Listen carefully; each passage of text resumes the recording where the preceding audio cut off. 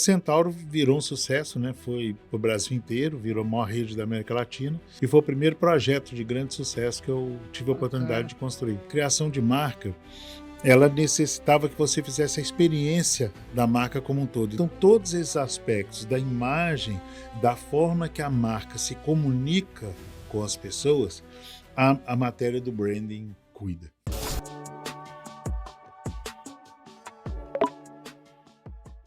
Fala galera, sejam muito bem-vindos a mais um episódio do nosso podcast Universo Business. E hoje estou aqui com uma pessoa muito especial, uma pessoa que trabalha há mais de 30 anos com brand.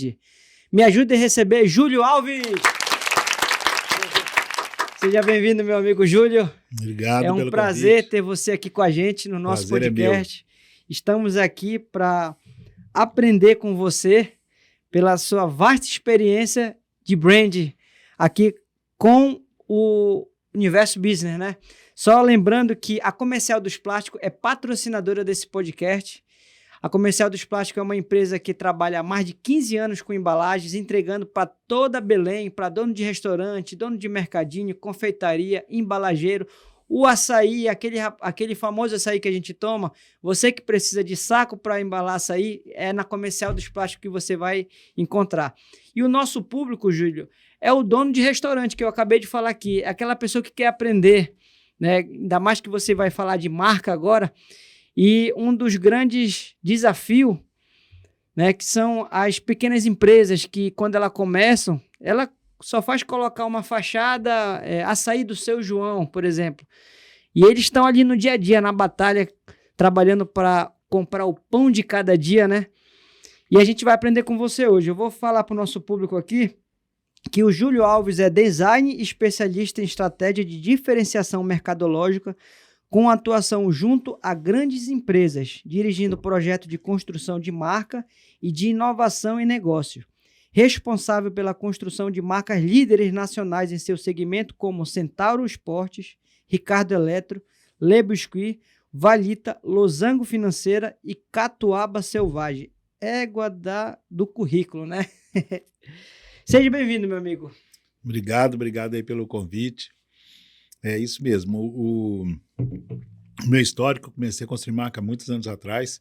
Trabalhei para as principais marcas de moda do Brasil, né? A Arezzo é uma das que eu trabalhei de muitos anos atrás. Ah, você já trabalhou na Arezzo também? Não na Arezzo, eu trabalhava para as várias empresas de moda naquele início, lá no Grupo Mineiro de Moda, no início da fundação da empresa. Eu trabalhava Getúlio, Arezzo, Divina Decadência, Vidibula, várias marcas de moda que nasceram lá nos anos 80. Entendi. Antes de você falar logo das marcas que você trabalhou, eu queria que você falasse lá do começo, lá da sua infância, desde quando começou, como foi para você ter esse insight para trabalhar com marca. Me conta aí desde o começo para a gente aprender com você da sua história desde o início. Vamos lá, é muito tempo, hein? Desde criança é muito tempo.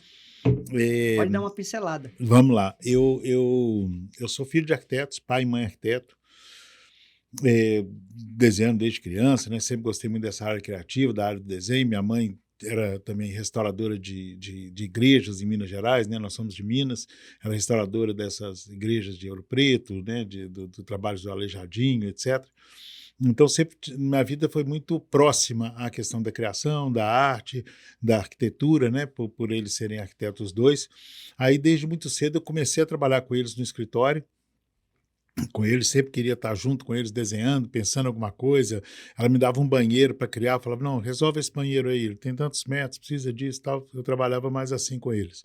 Até que, naquela época podia, né, com 13 anos de idade eu quis trabalhar. Aí eu estudava, mas falei assim, mãe, eu quero arrumar um emprego, e ela me arrumou um emprego numa agência de propaganda. Eu fui trabalhar com 13 para 14 anos numa agência de propaganda e passei por todas as etapas dentro de uma agência daquela época. Fui laboratorista, porque tinha laboratório de fotografia nessas agências antigas, fui na área de direção de arte, direção de criação, então passei por todas as etapas nessa época. Depois fui estudar design, eu adorava a área do design, fui estudar design, depois fui para a Itália, formar em design na Itália também. Estudei fora na Itália, depois, aí foi nessa época que eu estava trabalhando com essas empresas que eu te falei do Grupo Mineiro de Moda, que eram empresas lá desses movimentos de moda que aconteceram em Minas Gerais. Quanto tempo você passou na Itália estudando? Um ano, foi um curso de especialização de um ano. na Universidade Internacional de Arte. Depois fiz outros cursos fora também. Fiz a Berlin School, que é uma escola de criatividade. Fiz ESAD, que é uma área de estratégia de negócio, porque foi exatamente isso. Eu trabalhava eu formei nessas áreas, fui trabalhar para o Grupo Mineiro de Moda, que eram várias empresas de moda naquele momento, e naquele momento a criação de marca ela necessitava que você fizesse a experiência da marca como um todo. Então, você fazia o projeto de loja, você fazia a logomarca, você fazia as campanhas. Tinha que ser uma pessoa que entendesse de todos esses universos para poder construir uma marca, né? Então, eu trabalhei muitos anos com esse objetivo. Aí, depois, nos anos 90, eu me interessei muito para a área de estratégia de negócio. Começou aquele momento muito HSM, escolas de negócio, Fundação Dom Cabral, e esse assunto do business, da gestão, né, começou a ser muito forte no Brasil. E foi essa época que eu quis também aprender um pouco sobre isso. Fui Dom Cabral São Paulo, fui ESAD, que é uma das maiores escolas de negócio do mundo na Espanha, e juntei esses dois conhecimentos. O conhecimento que eu já tinha de construção de marca com o conhecimento de estratégia de negócio.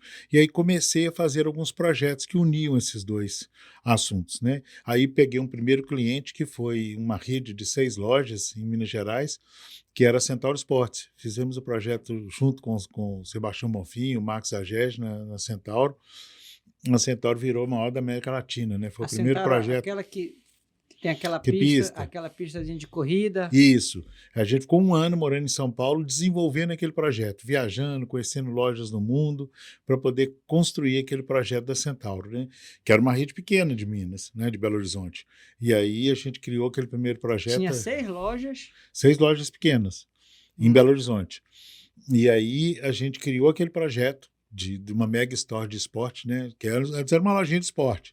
E a gente ficou 1 ano criando um projeto de uma mega store que as pessoas pudessem se aproximar de todos os universos do esporte, do basquete, do futebol, do tênis, né?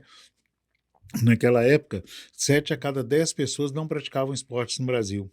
Então, todo o projeto da loja foi desenvolvido para que as pessoas pudessem se aproximar do esporte, né? Então, a pista é para que as pessoas pudessem caminhar e passar por cada área de cada esporte, né? Aqueles atletas famosos que ficavam nas fotos em cima era para inspirar as pessoas.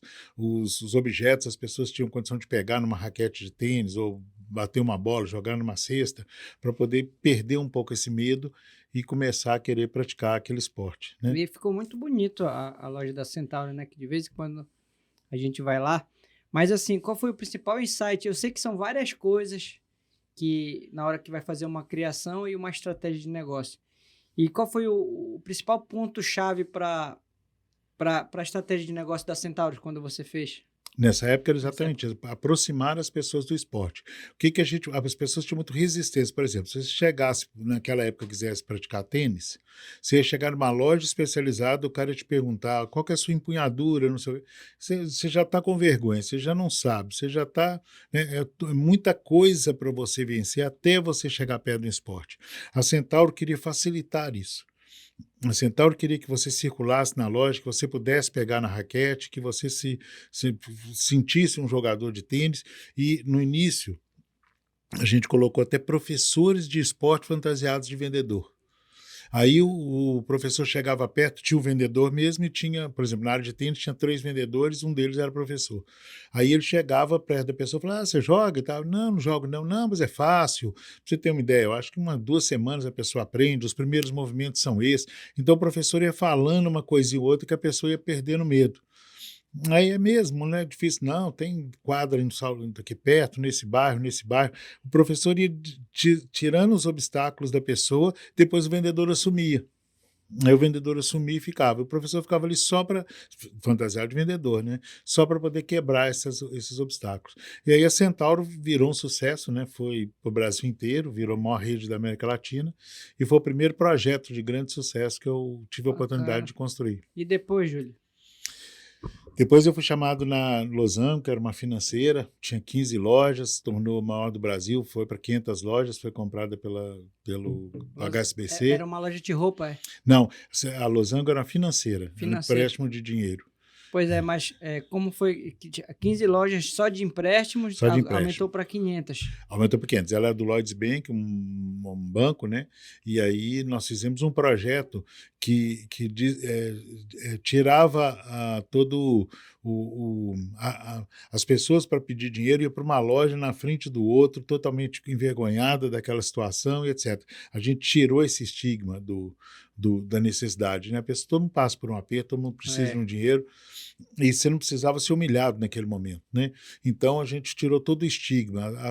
A comunicação da Losango era assim: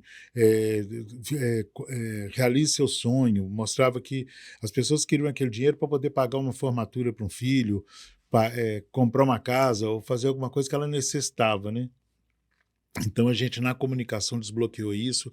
A gente criou mesas que tinham, inclusive, uma certa inclinação e um certo obstáculo que você não via a pessoa do lado. Que era muito constrangedor se sentar numa mesa assim, você está aqui falando sua situação de vida e do lado outra pessoa também na mesma situação, você se expõe e ela também, né? A gente criou uma mesa, tipo uma espinha de peixe. E o principal ponto, pelo que você falou da Centauro e da Losango, é conversando com o cliente, né? Toda a estratégia, isso que é a questão. O branding é uma das ferramentas que a gente utiliza, ou a arquitetura, ou o design, ou a propaganda. Mas o principal é qual é a estratégia que você vai fazer por trás do negócio. Você tem que ter uma estratégia por trás, né? E depois usar, porque tem muita empresa que fala assim: poxa, mas eu contratei uma empresa de branding, fiz uma marca nova, eu contratei um arquiteto, fez uma loja linda, mas não está vendendo, ou não está isso, ou não está aquilo. Não é que às vezes o arquiteto errou, o designer errou. Às vezes o trabalho é bom, é de qualidade, mas a estratégia por trás, ele é o ponto central. Né? E aí nós temos um departamento que a minha sócia Fernanda coordena, inclusive, que é da área de entendimento das pessoas, faz estudos de mercado, entende o consumidor, entende esses movimentos de mundo, porque toda a base da estratégia vem desse entendimento da necessidade das pessoas, como no caso do esporte, como no caso do empréstimo de dinheiro que eu acabei de contar aqui. Né? É muito bacana, é vivendo e aprendendo, porque muitas pessoas entram no automático, né? Ela compra e quer vender, não bola nenhuma estratégia por trás disso para como melhorar a experiência do cliente, é a estratégia em si, como você falou, né? Por isso, a minha especialidade é essa, né? Eu hoje tenho uma consultoria, né? Uma consultoria especializada em estratégia de diferenciação mercadológica, é como diferenciar o seu negócio naquele mercado que você atua. Se tiver 3 lanchonetes de hambúrguer, como fazer a sua ser mais diferenciada, mais atraente, mais interessante e que tem uma estratégia que vai capturar mais clientes que o seu concorrente. Entendi. E se tornar líder naquele segmento. Entendi. E aquela da Valita? Como foi Nós já temos mais de 100 projetos, né? Temos projetos de todos os tipos.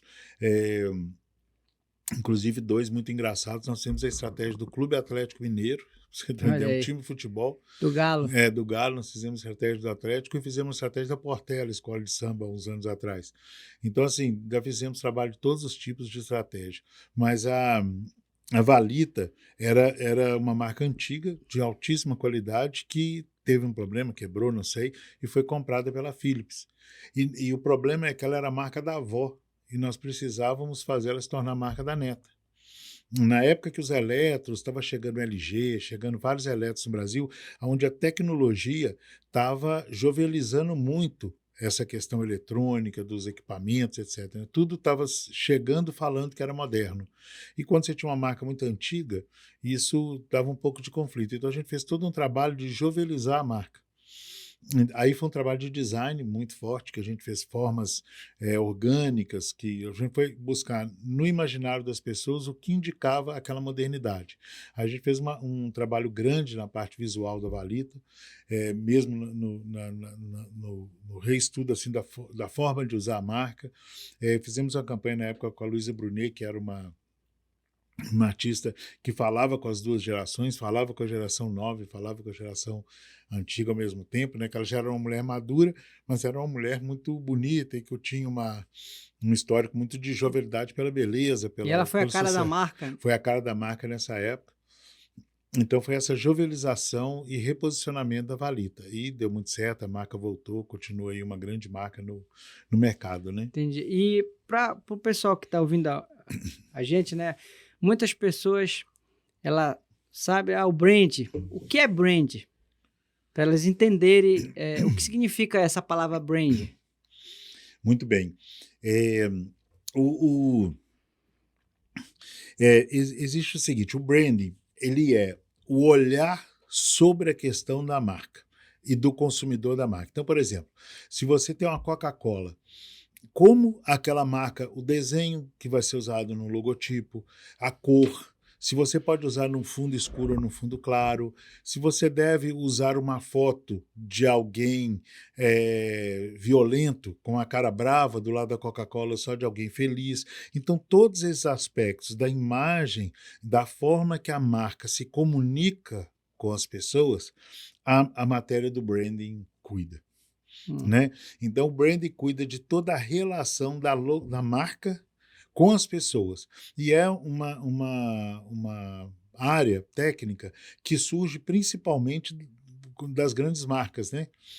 As grandes marcas começaram a ficar internacionais e rodar o mundo inteiro. Então, você imagina, como que uma Coca-Cola, uma agência de propaganda nos Estados Unidos vai cuidar, outra na Argentina, outra no Tibete e outra na China. Pois é, como é? Então, aí tudo isso tem manuais, brand book, que são os manuais da marca, esses pensamentos, o tom de voz, vários elementos que o branding desenvolve para que você tenha tipo um controle ou um padrão a seguir para que você possa representar aquela marca da melhor forma. É porque a marca ela tem que falar com várias culturas também, né? Isso. Porque são culturas diferentes. Por exemplo, lá no Manaus, né, é o único local onde a Coca-Cola é azul. É azul, né?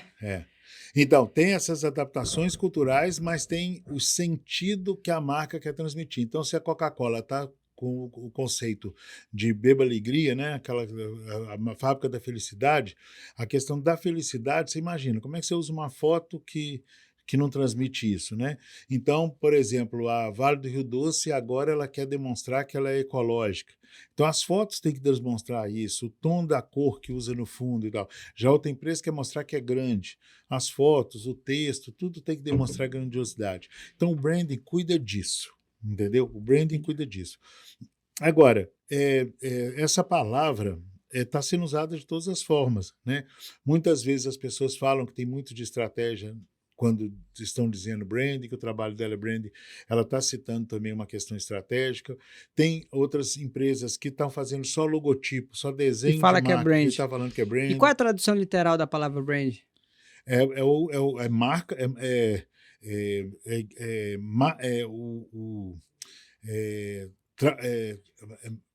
como é que eu falaria? É igual. Difícil traduzir. Me ajuda aí. Que é brand de marca e ing de trabalhando a marca, né? Entendi. Mas eu não. Gestão de marca, entendi. Entendi. Marqueando, né? Não sei, entendi. Não sei o que significaria assim. E geralmente as pessoas, quando elas vão montar um empreendimento, né? Eles não pensam, tipo assim, muito no futuro. Eles pensam em começar um negócio porque é na raça, como eu falei agora há pouco. Por exemplo, restaurante do Seu João, né?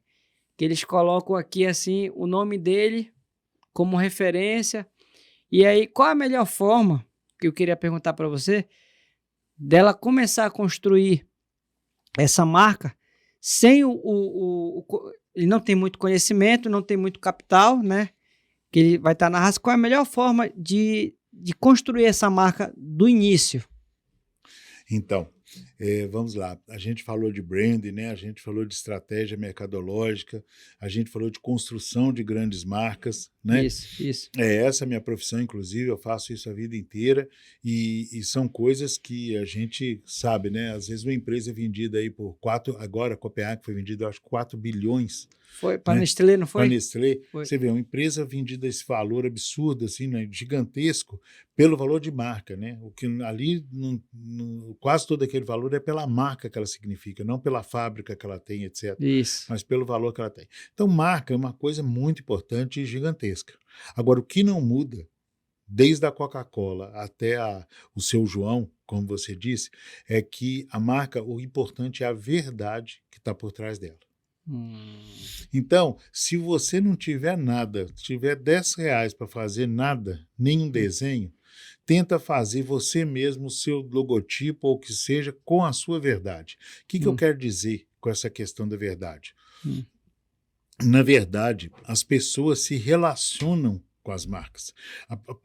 Marca é uma relação. Do mesmo jeito que você se relaciona com um amigo, você conhece uma pessoa na rua, toma uma cerveja com ela, conhece num jogo de futebol, numa festa, qualquer coisa, daqui a pouco você é amigo dela. Por que você virou amigo dela? Por que você não virou amigo do outro? Você virou amigo desta? Porque ou ela veste de um jeito que você acha que parece com o jeito seu de vestir, ou porque ela fala palavras que você acha que você gosta daquelas palavras, ela assiste filmes ou vai a alguns lugares que você também vai. Então, você começa a identificar elementos naquela outra pessoa que tem a ver com os elementos de você, a partir dali você gera uma amizade. E aqui nasce uma amizade ou um namoro, né, quando de uma mulher que às vezes pensa como você, é do mesmo estilo que você, e etc. E você acaba namorando com aquela pessoa.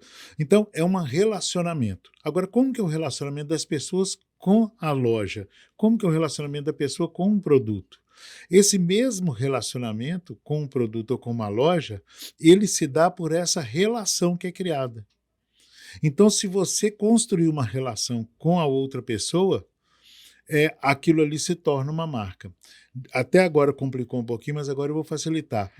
É a mesma coisa que o seu João que você está falando. É melhor o seu João falar o que ele é, mostrar o que o produto dele é, conseguir desenhar o nome do produto que ele é. Porque quanto mais verdade ele for falando ali, mais pessoas que se identificam com isso vão se identificar e vão se aproximar e o produto dele vai acabar ficando famoso. Então, por exemplo, eu fui outro dia, né, num local aqui que tinha lá fui comer com um grande amigo, né, um vatapá, né, uma maniçoba e tal.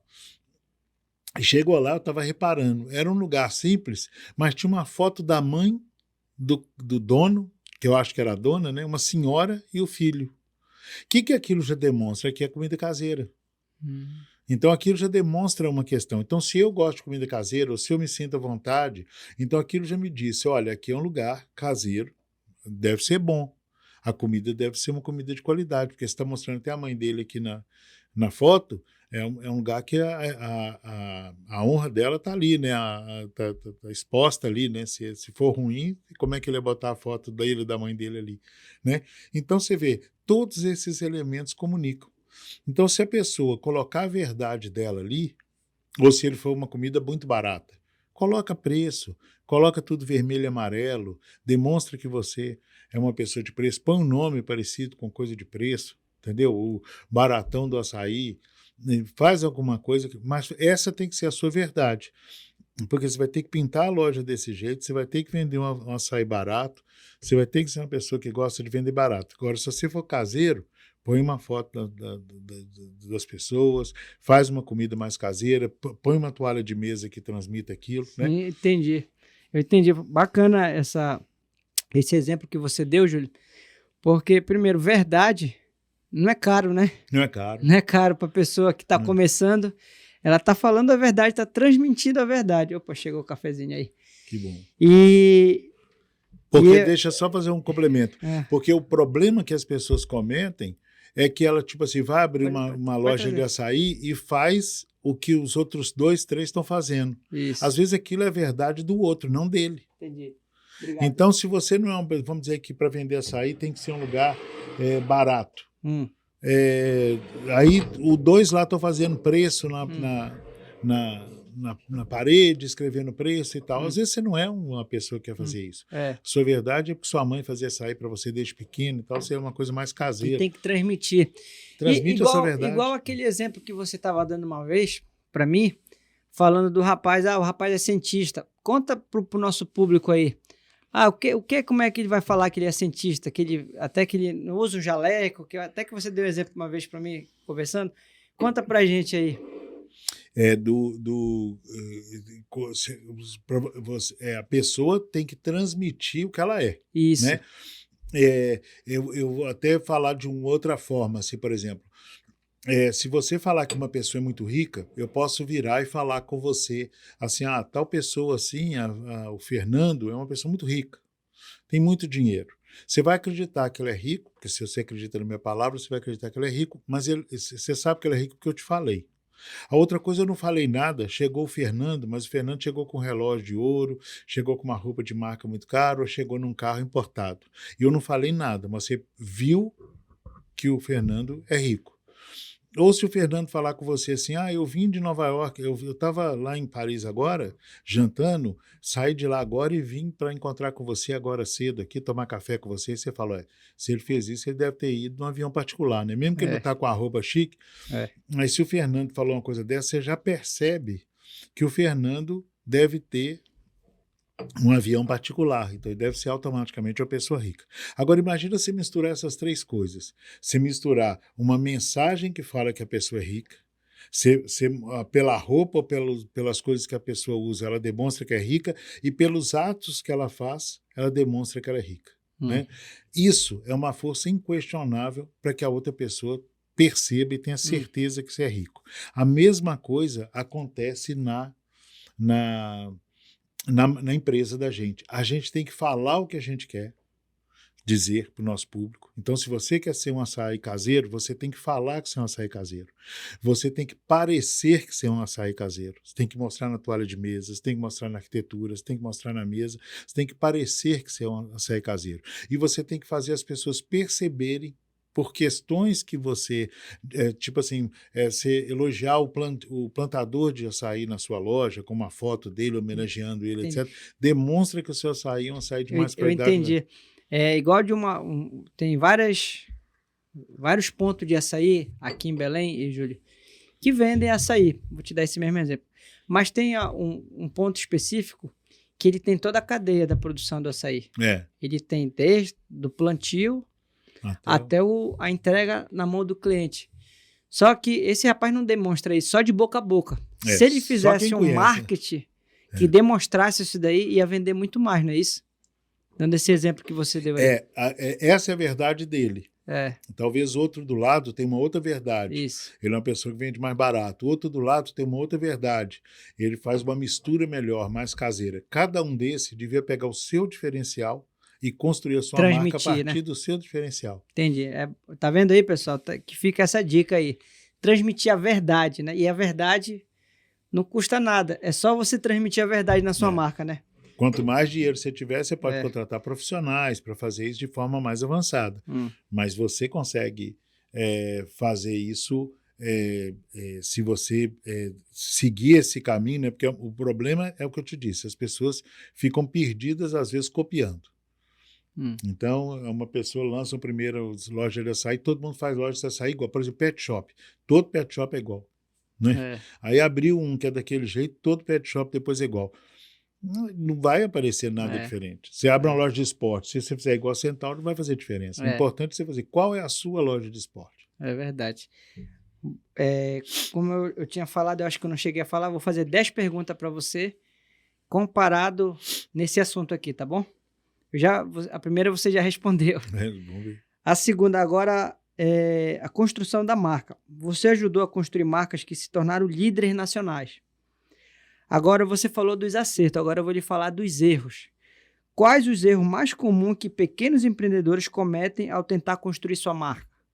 O mais comum. O que eu vejo mais comum é exatamente o contrário do que a gente acabou de falar. Ele faz o que todo mundo faz. É lógico que você pode abrir uma loja de açaí, que nem a gente falou, igual todo mundo está abrindo, num primeiro momento, para poder as pessoas perceberem que você tem uma loja de açaí. Mas para construir uma marca, você precisa fazer algo diferente. E para fazer algo diferente, é melhor você se inspirar na sua diferença. Qual é a sua diferença? Foi o que você tinha acabado de falar, né? Sim. Estratégia de brand para pequenos negócios. Muitas vezes, empreendedores focam apenas no produto e esquecem da experiência da marca, como você acabou de dizer. Qual seria o primeiro passo para um dono de mercadinho ou restaurante que quer tornar sua marca mais atrativa para os clientes? Também você já respondeu, né? Já, mas tem um complemento aí que eu posso responder, que é o seguinte, é que as pessoas esquecem que você falou, né? Na verdade, tem o nosso amigo até o Ricardo, né, que você vai em breve entrevistá-lo também, o Ricardo fala, tudo nasce na venda. Então, a gente pensar em marketing e venda, marketing que eu falo não é pagar a propaganda, mas tentar se comunicar, tentar falar o que você é, tentar mostrar a sua diferença, essa é a parte mais importante de uma empresa. Entendeu? Então, se você já fez o produto, já fez a loja, foca em divulgar, construir uma marca e vender, porque esse é o principal. Todo negócio sobrevive se isso estiver bem se resolvido. não tiver venda, se não tiver com isso pode ser a melhor empresa, pode ser a empresa mais organizada. Se não vender, quebra, né? Muitas pessoas que nem você diz. Eu conheço muitos clientes que a gente chega e tem um produto perfeito. Mas só isso, ele fez o produto e parou ali. Tudo começa pela venda. Tem que pensar o contrário. Eu tenho que arrumar um jeito de vender isso, fazer depois eu melhoro o meu produto. Verdade. Inovação em negócio. O que um pequeno empresário pode aprender com as grandes marcas na hora de inovar? Existe alguma estratégia que pode ser aplicada de forma mais acessível? Conhecimento não paga imposto, né? Então, assim, você pode observar muitas pessoas, ainda mais hoje em dia que a gente tem internet, né? A história de todos esses grandes empresários, né? Todos eles contam as suas histórias, todos falam o que eles fizeram, né? Então a gente tem muito que aprender com essas grandes marcas, né? Às vezes o Sebastião Bonfim mesmo, ele pegou ele conta num podcast que ele fez, que é o dono da Centauro, que ele tinha comprado não sei quanto de casaco e o inverno não veio. Ele ia quebrar, porque não ia ter como vender. Aí ele pediu uma costureira para arrancar os braços do casaco e costurar e fazer aqueles coletes, que eu nem sei se na época existia ou se foi ele que acabou inventando aquilo. Mas aí que botou no manequim e vendeu. Né, porque o inverno foi fraco, as pessoas gostaram daquela ideia e ele salvou em cima disso. Então, assim, tem muitos empresários de sucesso. Foi salvar, na realidade ele fez uma adaptação para poder vender o estoque dele. Porque no ano que vem não ia resolver aquilo. Eu não sei nem se foi ele que inventou esse negócio, mas acontece que acabou que ele fez isso na época, se ele viu em algum lugar. Já existia colete, né? Aqueles coletes antigos de terno, deve ter se inspirado nisso. Mas você vê que tem muitas histórias que a gente pode aprender e construir. E só colocar um adendo aí, como foi você fez da Le Biscuit também, não foi? Isso. Conta pra gente como foi esse insight da Le Biscuit, qual foi essa estratégia também que foi visto? A Le Biscuit é uma coisa interessante. A Le Biscuit era uma loja que, quando eu fui visitar ela, era uma loja popular para público, CDE, né, que vendia a mesma coisa que a loja americana. Vendia copo de água, garrafinha, coisa de casa, né, jarra, essas coisas. E ela era uma loja muito popular, igual a lojas americanas. E só porque era uma loja popular, para o público CDF, entendeu? Todas essas lojas tratavam o consumidor como um lixo. Né? É aquele trem sujo, mal arrumado, empilhado, umas lojas feias, teto furado, chão mal cuidado, era tudo assim. E quando eu fui visitar a Le Biscuit, eu levei algumas meninas que trabalhavam comigo, né, que tinham pessoas da minha equipe que eram mulheres, e elas iam andando na Le Biscuit comigo, eu conversando com o dono, fazendo visita à loja, e quando a gente saía da reunião com o cliente, ela falava assim, de noite eu vou voltar aqui, porque eu vi uns negócios lá para minha casa, muito bacana, muito legal e tal, isso, aquilo. E elas voltavam, antes de começar outro dia a trabalhar, ou no final da noite, elas voltavam. E aí eu percebi que o pessoal de compra de produto na Le Biscuit era muito bom. Eles compravam produtos muito inovadores para que geralmente não era oferecido para as pessoas da classe C, D, E, F. Então, você chegava no Le Biscuit, tinha um copo branco de beber água. Aí tinha um copo todo desenhado, colorido, de um vidro colorido, que era diferente. Você tinha uma toalha de mesa só que era normal, simplesinha, mas aí você achava uma de bambu, não sei o que e tal. Então, porque os compradores da Le Biscuit, como era a segunda geração, já eram pessoas mais ricas, que tinham estudado fora, eles tinham um apuro estético desenvolvido naquele aspecto. E eles naturalmente compravam, que era a irmã do dono, né, as irmãs que faziam essa compra. Eles compravam produtos de moda, mais ou menos, assim, de qualidade, misturado com aqueles produtos populares. A gente aí construiu uma loja, uma marca, que ressaltasse isso, que a pessoa conseguisse perceber que ela, apesar de ser da classe XYZ, ela teria condição e acesso a uma coisa bonita, bem feita, limpa, bem arrumada. Ela podia ser tratada como uma grande loja de marca de shopping. Interessante. Agora, não tem um pouco de similaridade um pouco com a Americana? Aí que era o problema. Na época da Americana, ela estava pior ainda. A Americana é que jogava poeira em cima do produto mesmo. É mesmo? Porque ela tinha sido vendida e o povo estava querendo só dinheiro lá, não sei o quê. Ela estava um lixo. Então, quando a gente fez a Le Biscuit, e a Le Biscuit ressaltou essa característica dos produtos dela que eram diferenciados, com preço barato, mesmo sendo um preço barato. E a gente fez uma loja mais atraente. O Joãozinho 30, que era um carnavalesco, falava o seguinte, da Beija-Flor, né? Era uma pessoa lá que vivia nas comunidades no Rio e tal.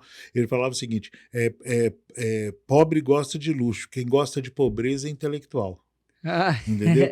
Então ele dizia que intelectual que fica achando que a pessoa, só porque ela é mais pobre ou que ela tem uma condição mais difícil, que você tem que tratar ela daquela forma. Não, ela gosta de coisa bonita, ela gosta de coisa boa, ela gosta de ser tratada com o melhor que você puder tratar, né?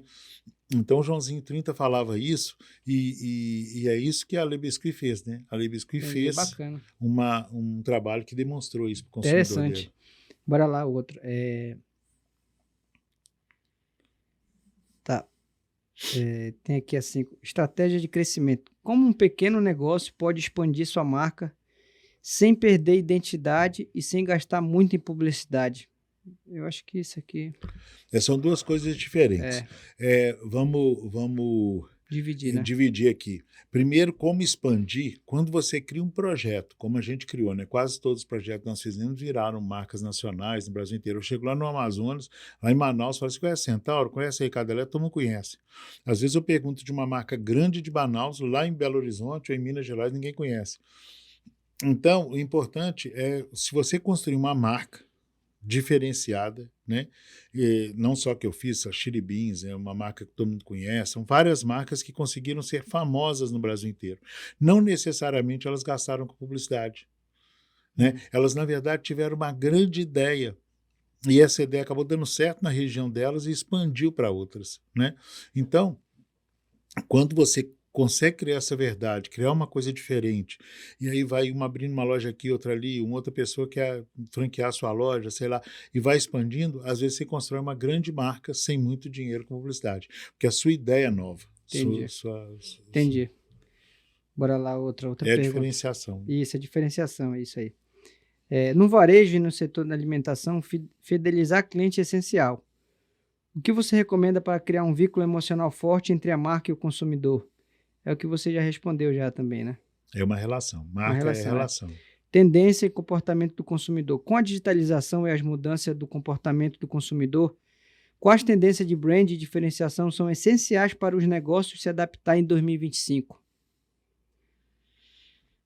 O mundo, a tecnologia e a inovação é cada dia maior. A gente tem a inteligência artificial aí, né, chegando, que inclusive facilitou muitas coisas, né, as pessoas para fazer marca, para fazer filme, para fazer foto de imagens, né, a inteligência artificial está ajudando muito nisso aí. Então, existem essas mudanças acontecendo no mundo, mas, volto a dizer, tudo passa por essa verdade. Se você vai usar um veículo digital para se comunicar, ou se você vai usar um veículo, o produto seu vai ser diferente. Então, eu estava falando outro dia, existia a Nokia, que era aquele celular, veio a Apple e renovou em cima daquele. Existia o banco, os bancos, veio o Nubank e reinventou o banco. Existia o café, veio o Nespresso e reinventou o café. Então, você pode reinventar de uma forma digital, você pode reinventar de uma forma no produto, você pode reinventar numa forma tecnológica. Mas sempre tenta inventar um novo, porque as pessoas mudam e elas querem sempre esse novo. E aí também sobre a questão de hábito de consumo também, pela geração que vai surgindo, isso ele não leva em conta também? Eu fiz uma palestra até esses dias que eu falei um pouco sobre isso. existia, nos anos 60, 70, as roupas eram feitas pelas costureiras. As mulheres compravam tecido e faziam as próprias roupas. Quando elas se faziam uma própria roupa, a loja de sapato, para isso, deveria ser uma loja com o maior número de sapato possível, para que você pudesse escolher o que combinasse com a sua roupa, né? Então existiam as sapatarias, que eram aquelas lojas de sapato muito grandes, porque as roupas eram feitas por costureiras. Quando começou a criar moda, estilista de moda, aí tem o estilista tal que tem o estilo tal, tem o estilista tal que tem o estilo tal. Não precisava dessa loja tão grande de sapataria. Foram criadas marcas específicas de sapato. Por exemplo, Arezzo para mulher, Centauro para quem gosta de esporte, Sérgio Calçados para sapato masculino. Aí você vê, acabou as grandes sapatarias, elas fecharam e abriu as pequenas lojas de sapato. Depois vem a internet. A internet faz a gente querer se vestir de qualquer jeito. Às vezes a pessoa quer usar um cinto de vaqueiro, um chapéu de pintor e uma camisa listrada e um tênis branco no pé. Porque a internet permite isso, ele acha isso pela internet muito facilmente. Aí a Netshoes já virou a grande vendedora de sapato do digital. Então, o mundo sempre está mudando. Com isso, as pessoas mudam, com isso, os negócios mudam. Isso. Então, é importante você ver quais as mudanças estão acontecendo para que você pense como mudar o seu negócio antes que a mudança te atropele. Porque pensa que eu sempre fiz desse jeito, vai ser sempre desse jeito. Não vai. Não vai. Os donos das grandes sapatarias acharam que as outras pequenininhas, está nascendo uma Arezzo ali, isso não vai me incomodar nunca. Né? E a maior rede de Belo Horizonte era gigante. Foi, inclusive, dono de shopping. Eram famílias que construíam shopping com dinheiro que ganhavam com loja de sapato, que era uma sapataria imensa que tinha em Belo Horizonte. Essas pequenas Arezzo e tal foram tirando o lugar dela, ela acabou quebrando e as empresas crescendo. Isso sempre acontece. Tá, agora... Você já falou aqui dos casos de sucesso, né? Agora, bora falar sobre o futuro da marca no mundo, né? Em vez do Brasil aqui. Para um empreendedor que está começando agora, qual seria o maior conselho para criar uma marca duradoura e que se torne referência no seu segmento? Eu não saberia, porque eu não sei qual o segmento, de qual...